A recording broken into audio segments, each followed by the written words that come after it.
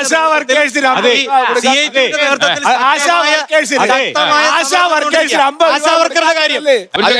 അല്ല, അതിൽ തിരുത്തുണ്ട്. ഉമ്മൻചാണ്ടിയുള്ള ഗവൺമെന്റ് സമയത്ത് ആശാ പ്രവർത്തകന്മാർക്ക് ഈ പറയുന്ന ജോലി പ്രശ്നങ്ങളൊന്നും ഉണ്ടായിരുന്നില്ല. പറഞ്ഞേട്ടെ ഈ ഗവൺമെന്റ് ഈ പറയുന്ന ആരോഗ്യ വകുപ്പിലേക്കുള്ള പല ചുമതലയും ഏൽപ്പിച്ചത് ആശാപ്രവർത്തകന്മാരെയാണ്. അവിടുന്ന് അവർക്ക് കിട്ടേണ്ട സാമ്പത്തികം കൊള്ളയടിച്ചിട്ട് കഴിഞ്ഞ 10 വർഷക്കാലം ഒരു നയാ പൈസ കൂട്ടാതെ ഇപ്പം കൂട്ടിയപ്പോ ആ തരത്തിലേക്ക് സംസാരിക്കുന്നതിനാണ് ഇതാണ് നുണപ്രചരണം. 1000 രൂപയാണ് ഉമ്മൻചാണ്ടി ഉണ്ടായിരുന്നപ്പോ ഉണ്ടായിരുന്നത്.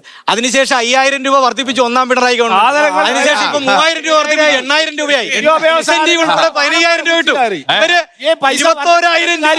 21000 രൂപ ഞങ്ങൾ അധികാരത്തിൽ വന്നാൽ കൊടുക്കുമെന്ന് പറഞ്ഞ് ഇവരുടെ മുഖ്യമന്ത്രി സതീശൻ അധികാരത്തിൽ വന്നതിന് ശേഷം ഇപ്പൊ 3000 രൂപ മാത്രം കൊടുത്തിട്ട് ഇത്രേ ഉള്ളൂ എന്ന് പറഞ്ഞ് അവരെ പറ്റിച്ചിട്ട് പോയിരിക്കും.